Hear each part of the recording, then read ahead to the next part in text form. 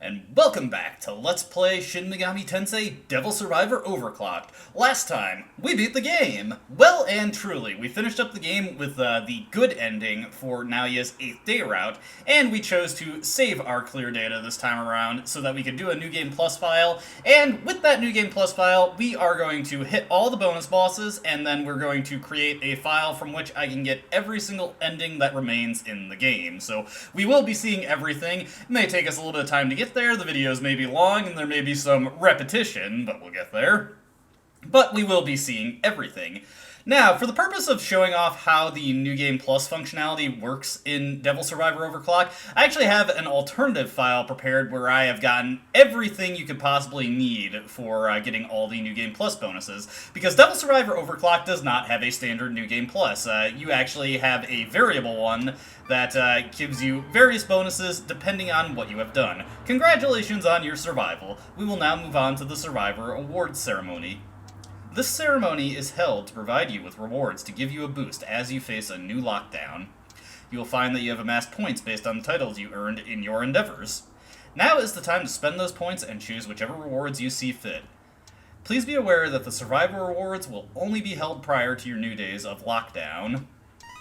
And, of course, we've got a variety of titles to go over, and a variety of options to buy. Now, in the original release of Devil Survivor on the Nintendo DS, New Game Plus was much more straightforward. You just simply loaded your clear data, and you would start the game with all of your previous demons, all your money, all your levels, all your skills, all that jazz. There was no picking and choosing to be had. You just had everything available to you, and I believe it affected the EXP, but don't quote me on that. I've never had a chance to play the vanilla version of Devil Survivor, and I wasn't particularly keen on playing a really long game just for the purpose of this Let's Play. But as you can see, we have a selection of options to give us additional strength going into a new playthrough, such as importing a set number of demons, and these carryover demon skills, they are sequential. You can't get carry over all demons until you select the previous ones, so you need quite a few points to unlock all of these. We can carry over all our skills, absolutely critical that you do this. Carry over your money, which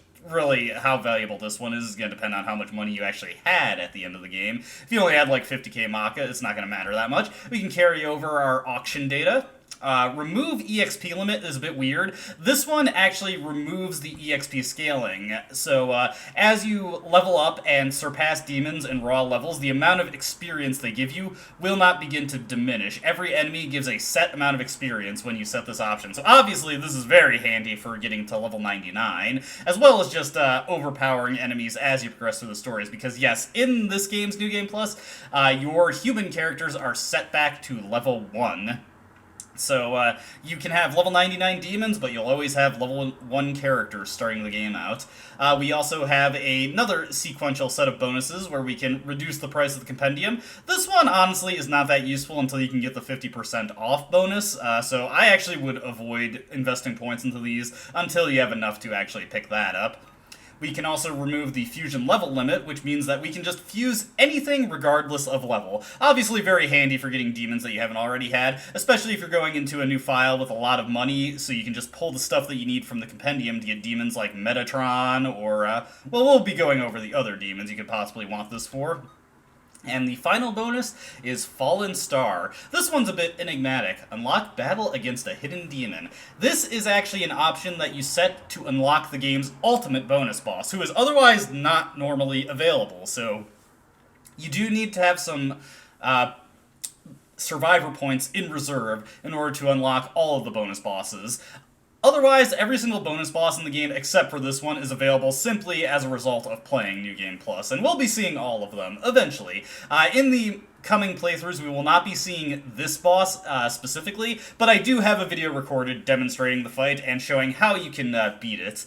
One thing to note is that this fight becomes available on Day 7 after you defeat Belzebul, and it is not available in Yuzu's route, as oh, we'll go over that, but just know that in Atsuro, Jin, Naoya, or Amane's route, this fight will be available to you after the defeating Belzebul, so long as you set the option before starting your playthrough. Now, For actually getting points, we have our titles here, and there is a huge variety of titles that you can get. For instance, we've got the Survivor title, 70 points. This one is cleared or obtained simply by clearing the game. We have the Savior titles, where we prevent character deaths, so as long as you save everyone, you will get 20 points for each character saved. Pretty easy to do, and most people will probably get most of these, save for Case Savior. That one always proves to be a little dicey. Muckraker is the payoff for discovering the UEM field. You get 20 points for covering that plot line. Kind of weird that there are other plot lines that don't also result in points like this, because there are quite a few plot lines, particularly the stuff involving Honda, that are just complete dead ends if you follow them to their conclusion. So I'm not sure why the UEM field specifically is something you're awarded points for, because it doesn't really affect anything whether or not you discover it. Reinforcer is a title that is specific to Yuzu's 8th Day, and we'll go over that one when it comes up. Demon Collector is the one that I grinded out for. This is for getting all generic fusion demons, as the game puts it. Basically, you just need to fill out your compendium for all the demons that you do not need to unlock. So, take Pazuzu, for instance. We need to get Pazuzu by either recruiting Kaido on now he's Day 7, or defeating him on Day 5. He is a special fusion demon, and thus is not under the umbrella that the Demon Collector title covers. Demon Wrangler is, of course, just for getting every single demon in the game, which I've done that on this file, obviously, 100% completed. I also have this all these titles on my 3DS copy, so kind of just for showing off, I did it for both versions of the game that I have. Skillful is for cracking all possible skills. It is sometimes falsely stated that you need to do all 8-day routes in order to get this title. That is not correct. Instead, what you need to do is Naoya and Amane's routes. All skills in the game are available between those two routes, and that will allow you to get the Skillful title. In Devil Survivor Overclocked, you do have to go to 8th Day, because the 8th Day has a lot of exclusive skills, like Dual Shadow Plus or Pierce Plus. Vanquisher is, here we get some of the ending titles. This is for Jin's route. Master is for Atsuro's route. Escapee is Yuzu's routes, and these are specifically the Day 7 routes. Peacemaker is Yuzu's 8th Day. Overlord is, of course, Naoya Kaido's. And then we get 2 titles for the variations. Warlord for the good ending, Despot for the evil ending. And Amane's route has the Blessed title and the Messiah title obtained for completing her 8th Day. Focused is one of the special titles that you get for finishing the game with no free battles. I would strongly encourage against doing this on a fresh new game. It is ludicrously difficult because by the end of the game, the enemies outpace you so quickly in levels if you're not doing free battles. You're going to quickly find yourself having a hard time, and the only way I can imagine someone accomplishing this legitimately is looking for any battle where there's infinite respawns and farming the heck out of those so they can actually be prepared for the coming battles. But this, of course, is easy enough to do on a repeat playthrough, especially if you remove the EXP level limit. Unkillable is more attainable.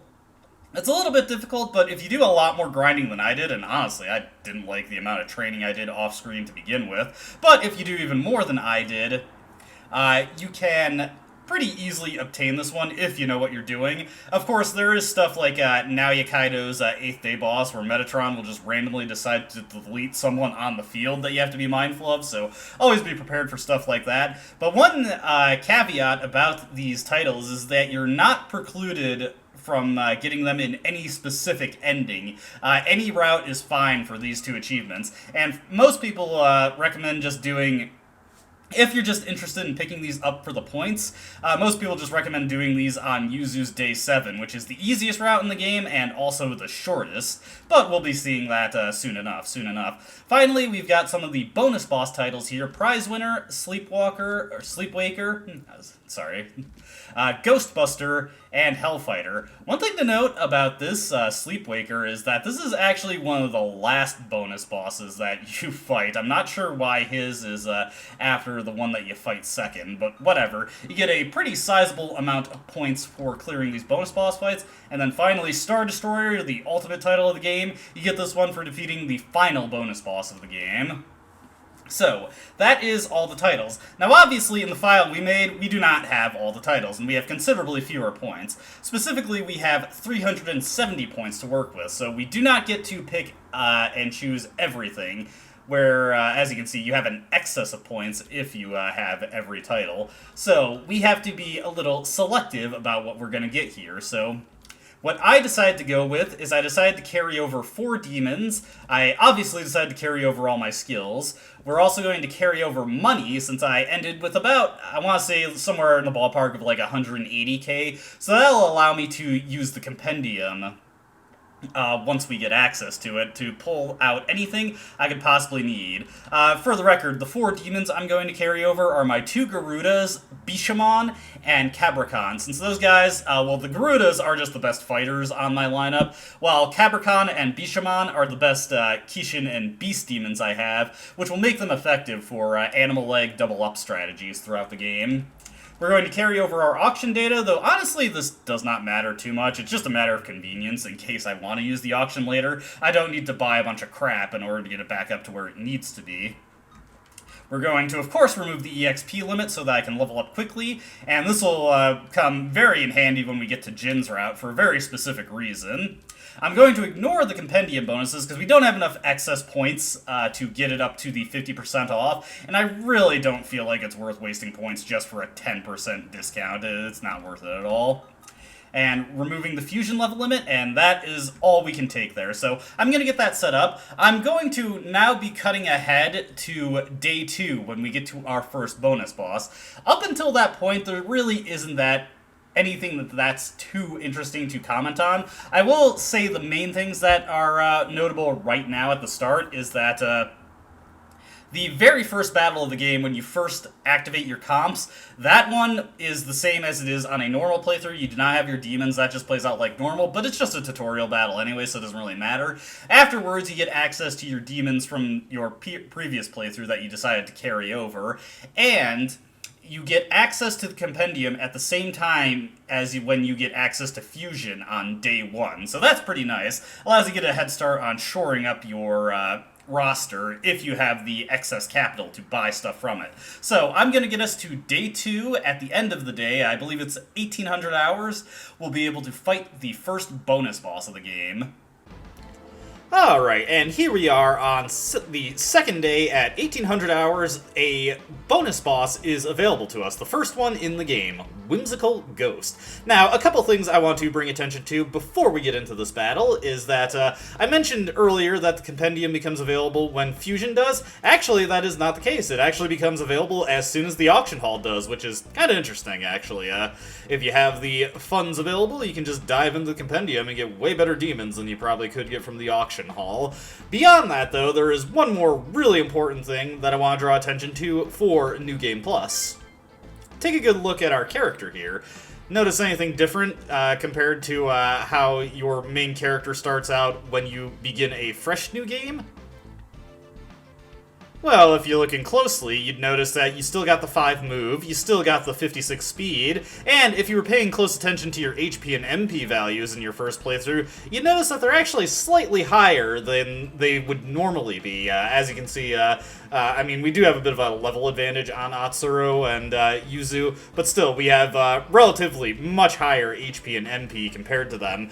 You also retain your passive HP and MP bonuses, so that's a pretty nice thing right there. Yes, starting New Game Plus, you come in with all of your belt bonuses. The nicest one, of course, is the extra move from defeating Babel. Very much appreciated. Very helpful for clearing out missions that require escorting NPCs a lot faster. Anyways, with that established, let's get into the first bonus boss fight of New Game Plus, the Whimsical Ghost. Welcome! You guys sure are lucky to have found this place. Now you get to look for the treasure in the storage card. What is this guy? Is he a demon too? You heard me right. There's treasure hidden around here. Hey, if you're gonna be this chatty, answer the question. Are you a demon or not? Try all you like, but you may end up finding nothing at all. And those demons look scary. So there are other demons out there? What do you want from us? I understand your concerns. What is adventure without risk? Will you find it? Or... Dude, this guy forgot to pay the bill for his brain. What should we do? Defeat the demons. It's showtime! Alright, so this is the Ghost Queue battle, and you have a variety of ways to clear this battle. First one is to actually play along and search all the data cards, and there is a reward for doing that, but you will not unlock the title you get for defeating Ghost Queue if you resolve the battle this way. Additionally, if you take too long to open the data cards or defeat Ghost Queue, he just escapes, which ends the fight, which denies you the reward and the title. The only thing that gets you the title is defeating him directly, and that's exactly what we're going to do. I'm just going to plot myself right down here, and let's get a Garuda onto my team, and we are just going to fly right up and dunk on Ghost Queue directly. So yeah, we're standing at the right position to just hit him straight out. And you are going to see the dominant strategy for clearing out these battles on New Game Plus. We just run straight up to the boss that we are trying to kill, take him on directly, and then we're just going to have Garuda multi-strike him in the face. And no problem there. Like, yeah, I just remembered I have something to do. Farewell, my friends. And with that, all the demons flee and the data cards are lost. Demon has wandered off. But we do get a mission clear. Now, one very disappointing thing about the bonus boss battles, as you can see, terrible bonus EXP reward for clearing the mission, and no additional money for clearing the mission. But I know what you're thinking. What if we played along and opened all the data cards? Well, fortunately, I actually recorded that alternative. Now, I'm just going to warn you, I recorded this alternative clear of Ghost Queue like 2 months in advance, so apologies if the commentary is a little incongruous with what I've already said, or if I repeat myself. That was not intentional. I just thought it might be the best idea, as I was doing New Game Plus playthroughs, to record it way back when. Maybe that wasn't the best idea, but it's not going to be a huge deal. The next bonus boss battle is on Day 4, around 1800 hours again, just like this one, so if I forget to mention that in the next bit of recording, that is when we will be picking up after the Ghost Queue fight. See you there. Anyways, you want to have 2 people break for the left, and then have whoop, that was not what I wanted to do. I was trying to end my turn there. Then you want to have somebody else break to the right and get to the storage cards. Thankfully, in this fight, storage cards do not have a chance to crash the game. At least these specific storage cards do not. Let's have Yuzu come along with us here. And then we'll have Atsuro take the one on the right.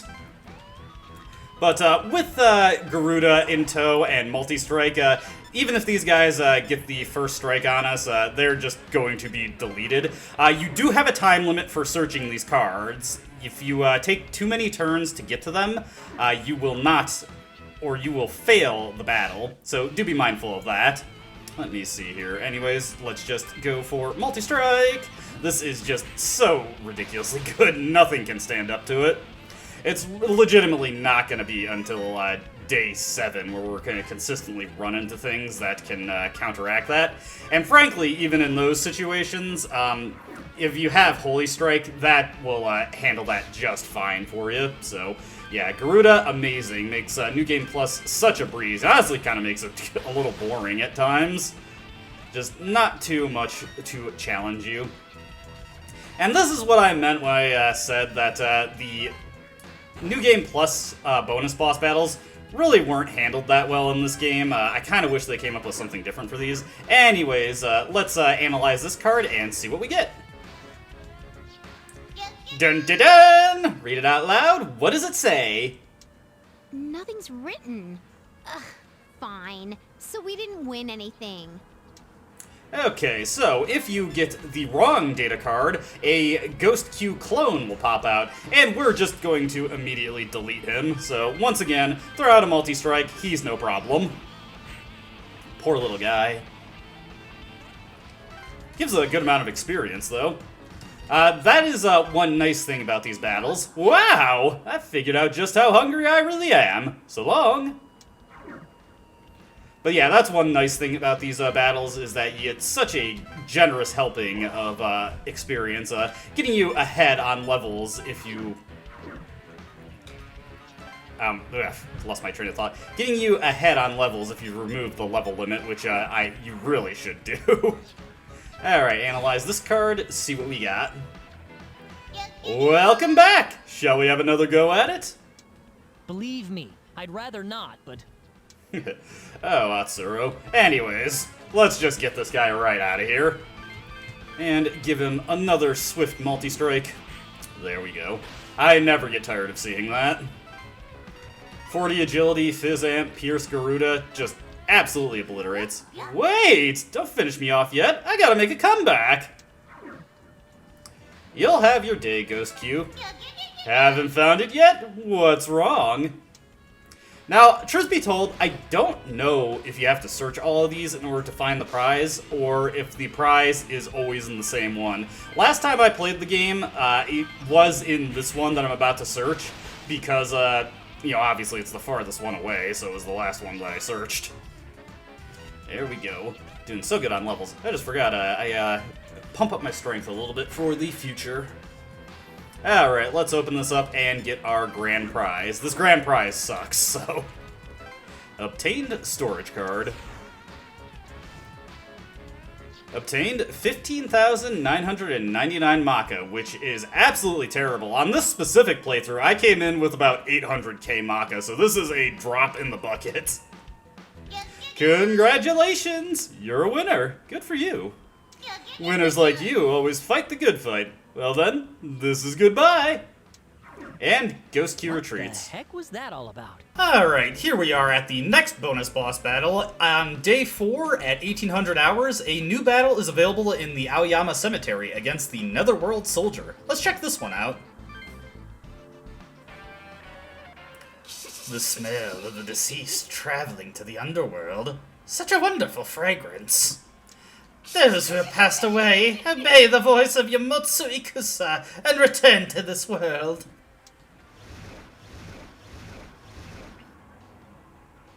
Good, good. Now march out into the town and avenge yourselves. What is that? What's it doing? Is it resurrecting the dead? Wait, won't the city be in trouble if those get loose?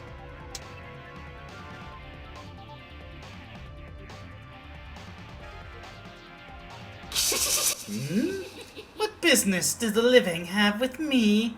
I have none with you, so be gone! I will fill this world with the deceased, and I won't let you get in the way! Oh, come on, I ain't letting that happen. What's all this commotion? What the hell? What are you doing with all these dead people? No, we aren't! Ah! That guy had the wrong idea! Now if the deadies get away, people will think we did it! Get in my way, and I'll send you all packing down the road to the Netherworld. And thus we are thrust into a battle with Ikusa. Quite the glow-up for this guy. Usually he's just a mid-game demon, but in this game he has the status of bonus boss. The same would not be true for Devil Survivor 2. Just real quick, I want to take a look at his Fiend race skill. As you can see, it gives him an attack range of 3, but he cannot move. He also has Beast Eye, Crisis Might, and Crisis Heal, plus Piercing Hit, so he can use that to get around any physical resistances you have, save for Fizz Repel. Now you'll notice that he himself also repels physical attacks, so you want to make sure you go into this with either almighty damage that is capable of harming him, or obviously strong fire magic that can also deal damage to him. I've got my team set up here, so we should be good. I'm going to rush up the center with myself and Midori. Midori is set up with Agidine, so she can deal some decent damage to him. She's also got Nyarlathotep, who I pulled out of the compendium here, to give us some range support when we need it. Now, we do have a secondary objective here. We have to prevent any of the ghosts from escaping the graveyard. If any of the enemies manage to make it to those blue squares, we lose. And many of them have flying capabilities in order to prevent you from just, keeping it as simple as just stopping them from reaching that square. Now, I grinded my team up to level 50 for this, because most of the enemies here are level 50, and while it doesn't matter too much specifically that, I am level 50 in order to actually deal damage to them, because obviously my demons can do the work for me. It is important that we're at least level 50 so that, or rather my main character and everybody else who's just managed to get leaked experience. The deceased are amazing. They far outnumber the living, you know. In fact, why don't I kill you all and have you join their ranks? Man, he broke my train of thought there. What I was saying is that if you, are around level 50, close to it, it'll mostly protect your team leaders from being killed by the various demons that are located here. Speaking of various demons, as you can see, they are level 50 themselves, so definitely need some good damage to deal with these guys. Fortunately, my demons are so powerful, they're of no threat to us, so our main goal is to just stop them from getting to the blue squares. This is a very good spot to do some grinding if you are trying to get the focused achievement that prevents you from doing free battles, for a very particular reason. I don't need to do any overloads here. So, once Ikusa's turn comes back around, we're gonna see the main gimmick of this fight that makes it a little bit trickier than it appears on the surface, because, so far this seems as simple as just kill everything and we won't be having any problems here. I've got Atsuro set up with Hasuhapa and Fizzamp. No, Pierce on him at the moment, because he doesn't really need it at this point in the game. Most he has to deal with is physical resistance, but again, he's also toting Garuda, so it doesn't really matter. Also pulled that Black Maria from the auction hall. Those who have passed on, obey the voice of Yamotsu Ikusa and return to this world. And yes, as long as Ikusa is alive, he will endlessly resummon demons that you kill. So that is something that puts a little pressure on us for dealing with this guy. Let's just have Midori Devil speed up and get into striking range of him. Now remember, he has the Fiend ability, so he is able to counterattack us. Also, my demons that are physically focused, impertinent flesh things, you defy me, your reward is to join the Quar Invisible. So my physical-oriented demons, not really going to be able to do too much for us, but with these... actually, no wait, he's also weak to force, and I have Amp for the Zandine, so we're going to go with that. Kato Blepas, he's just going to take a little siesta. He's tuckered out. As you can see, Nyar the Thotep does pretty good damage there, way more than Midori can hope to pull off. Kato Blepas, he's fine. He's not one of the ones that I made. He's just one that I pulled out of the auction hall. So he does not have Endure at his disposal. Alright, what I'm going to have Yuzu do here is just wait here for this guy to get closer. As you can see. Return to the world. Regrets. Grudges. The time has come to settle your scores. And we've just got more guys inbound. One thing to note about the Fiend ability is that it actually does give Ikusa, or allows him to keep extra turns. Alright, so we don't have the best team for dealing with this guy, but with the power of Holy Dance and Blitzkrieg, unfortunately we lack the agility at this stage of the game to make use of Dual Shadow and Dual Shadow Plus. Well, I think I can use Dual Shadow, but definitely can't pull out Dual Shadow Plus. As you can see, Piercing Hit is a concern, but we're still just fine here. Should be able to finish him off with another Holy Strike, provided Garuda has enough HP, and he does. Holy Strike does have a pretty high asking cost for HP. There we go, no problems there. I can't believe this. I lost to the living. Alright. All that's left is to deal with the undead. You took the words right out of my mouth, Atsuro. Now we just have to do cleanup, so let me get that taken care of real quick.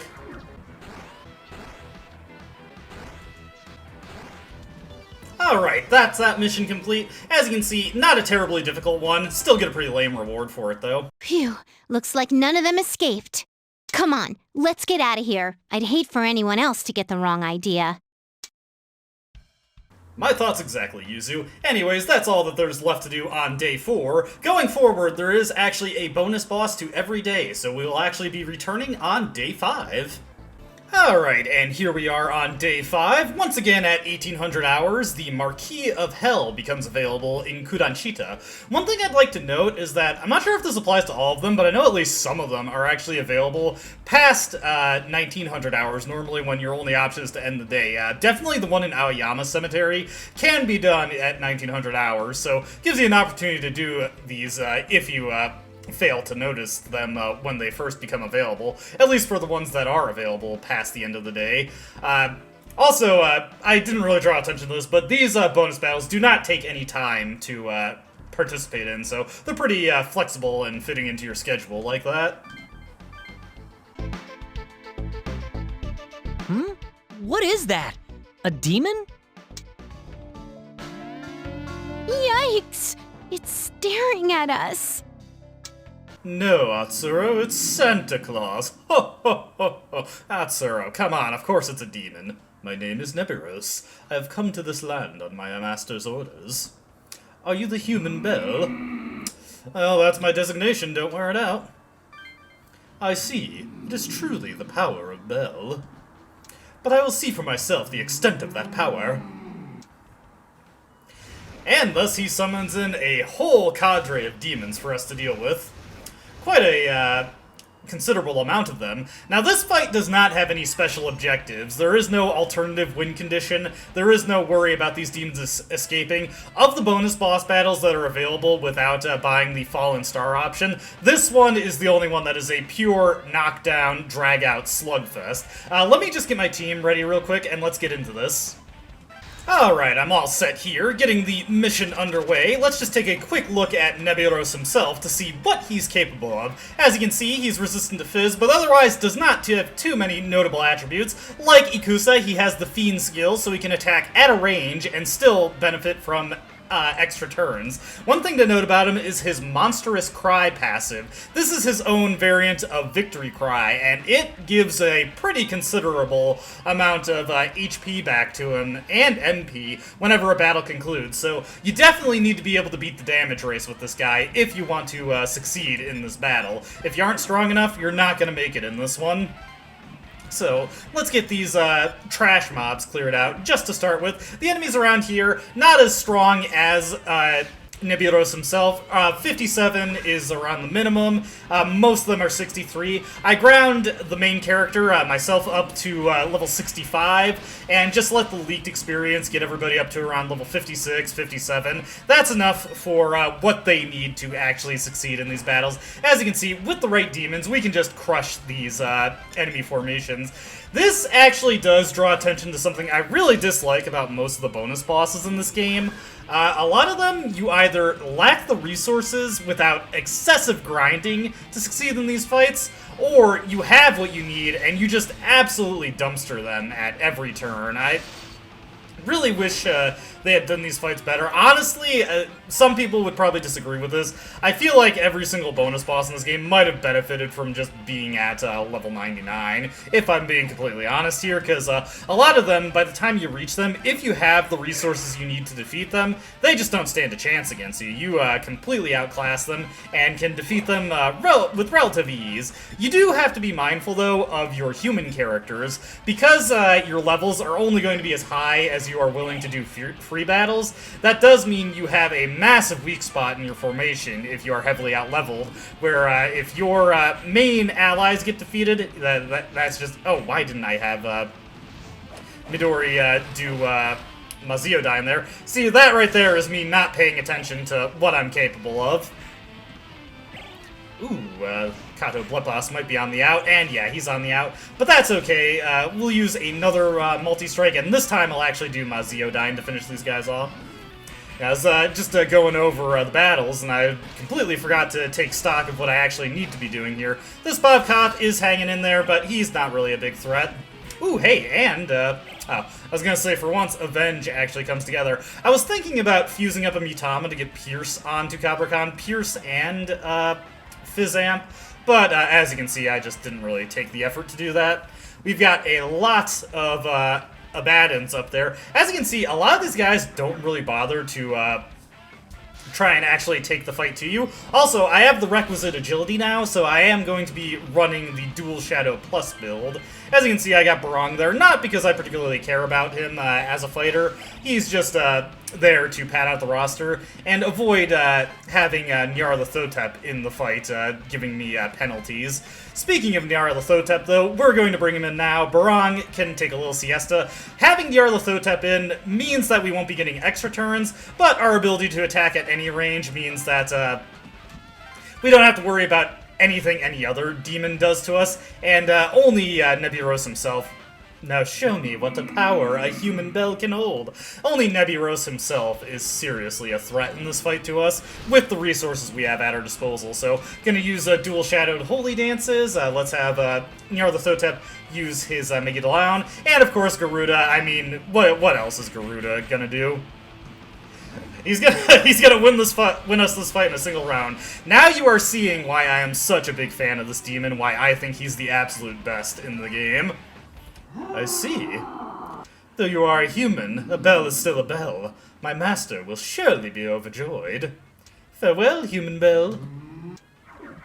And once Naburos is defeated, all demons retreat. So yeah, pretty simple bonus boss, the most straightforward one in the game, really. And no cutscene to actually close us out there, so you know what that means. We have to get to day 6 and see the final bonus boss that is available to us on this playthrough.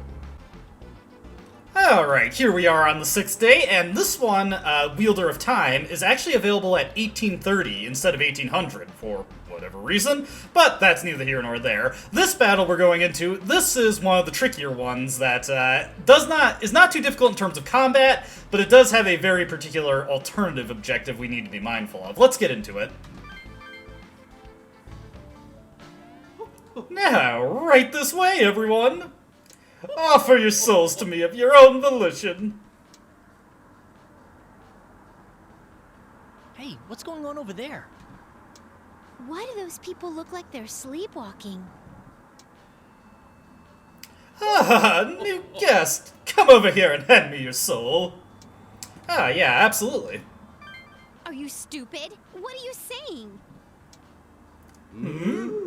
That's strange. I didn't know there were humans who could resist my spell. Can we have them then, O wise sage of time? We're famished. Very well. You can eat the humans who won't fall under my spell. But don't touch the others. If you eat them, their souls go too.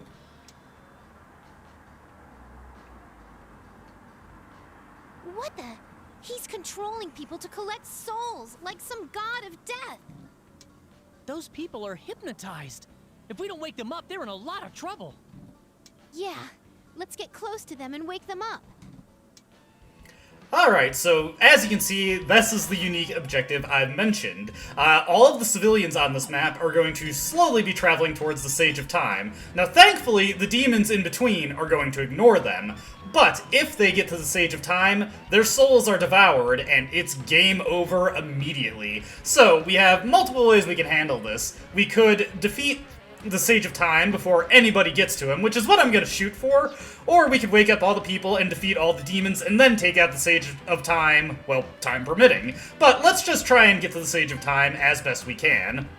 Now, starting this fight out, let's have somebody, actually, I'll set up Yuzu with the Nyarlathotep build. Hold on just a moment.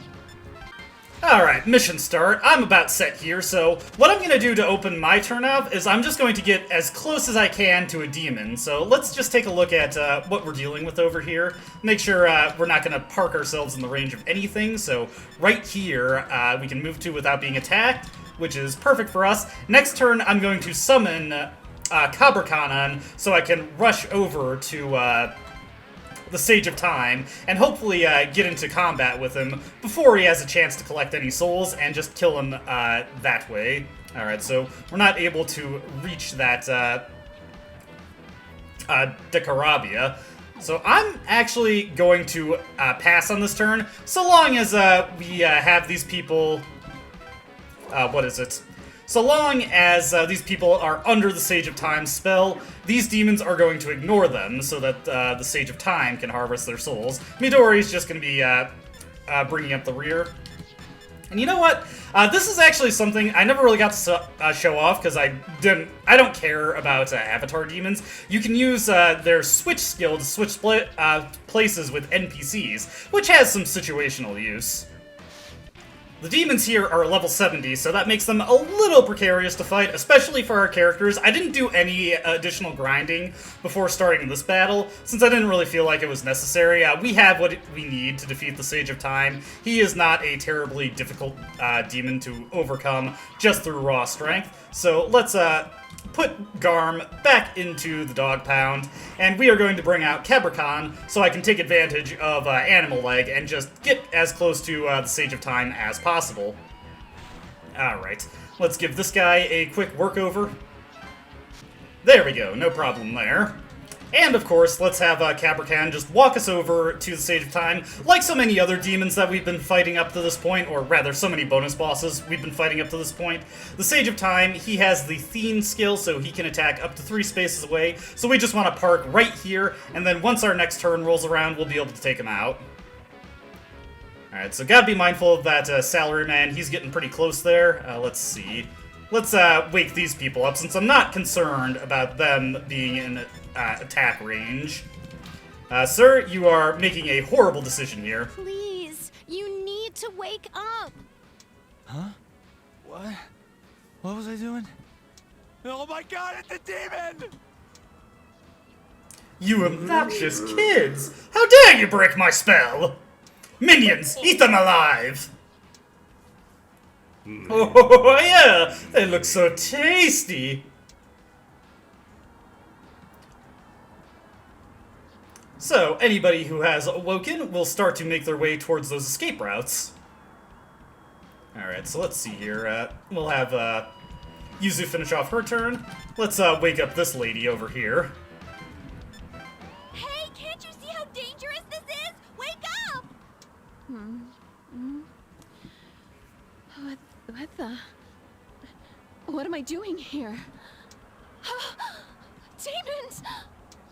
Alright, so she will be on her way out. Sage of Time, he is an immobile boss, so we don't have to worry about him causing us any problems. Atsura will be able to run up on this Dekarabi over here. Thankfully, this guy does not have a Ronda at his disposal. May as well just show off what we're dealing with here. Not that it really matters, because of course, I've got Garuda here, he's got Multi-Strike, he's got Pierce, he's got Fizzam. What more do you need to succeed in this game? And because of his sky-high agility, plus the initiative bonus from Devil Speed, of course, he is pretty consistent about going first, so I don't have to worry about shield all, just completely no-selling the attacks I have at my disposal. Okay, so rest of my party, they're just gonna take a little chill here. That guy's getting a little close to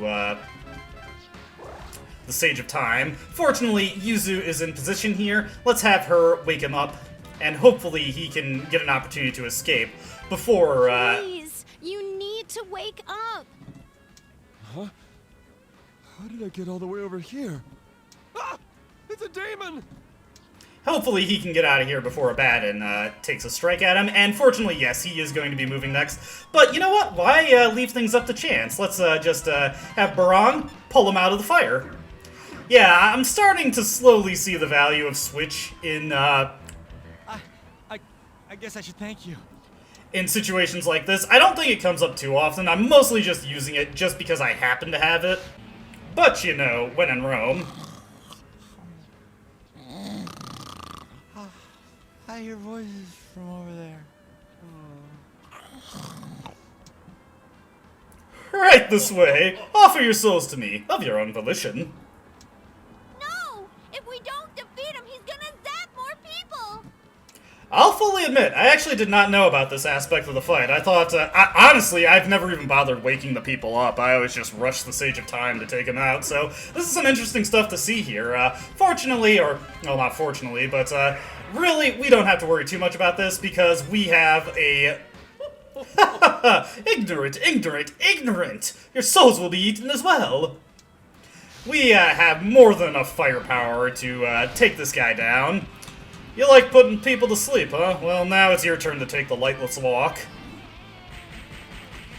And he is not quite as powerful as Nebiros, and he definitely cannot stand up to a dual-shadowed multi-strike from Garuda. What? Defeated by mere humans? How frustrating. Ah! No, Sage of Time. These guys are monsters! And we win. Mission complete. No problem there. Phew, we did it! That was one strong demon. Man, what a terrible demon. Eating people's souls? Sheesh. Things are gonna get worse if more demons like that appear. Yeah. If demons like him get out of the lockdown, it'd really be bad. And with that, the Sage of Time is defeated, and that is the last bonus boss we can deal with on a normal playthrough. The final bonus boss is tied to the Fallen Star prize that you can buy at the start, or Fallen Prize bonus. And rather annoyingly, there aren't any bonus bosses on the 8th day. I guess they considered the 8th day enough extra content on its own. But there is one last thing we need to go over before this video closes out. We, of course, have our endings to pick. Now, you'll notice that Kaido is not in the list this time around. Kaido's route is completely redundant. Honestly, opening up Naoya's route is also redundant. I just want to reiterate that, yes, it is fully possible for you to open up every single ending route in a single playthrough that you could possibly want to check out, if you so desire. To be fair, it is not really worth the time to waste events on unlocking endings that you have no, reason to get. The only thing that I would consider is that if you're going for Yuzu's ending and you're taking it to day 8, make sure that Jin is alive for a very particular reason, so it would actually behoove you to not set up his meeting with Azuma, just to eliminate the chance that he gets killed. But starting with the next video, we are going to be going through all of the ending routes that we have yet to see in the game, which of course we've got quite a few. We only saw what Naoya's path has for us, but we had plenty of options for resolving the lockdown and God's Ordeal, and we are going to begin exploring them. Starting things out, we're going to start with the endings that only take us to day 7. So we'll be starting with Atsuro's ending, and then seeing Jin's ending immediately after. It's worth noting that these two endings are fairly similar to each other in content, though Atsuro has a few things missing that appear in Jin's route, but we'll go over those differences as we get to them. Of course, Amane and Yuzu's ending routes take us to day 8. We'll be doing Amane's after Jin's, and then we'll be saving Yuzu's for last, since her day 7 and day 8 are probably the most unique in the game. Maybe Naoya's is a little more, 8th day is a little more unique than Yuzu's 8th day, but they, Yuzu's 8th 7th day and 8th day takes things in interesting directions. That will be what we are doing for the rest of this series until we get to the ultimate bonus boss. So, as always, I hope you enjoyed watching, and I hope you are excited to see the remaining endings of Devil Survivor Overclocked. See you then.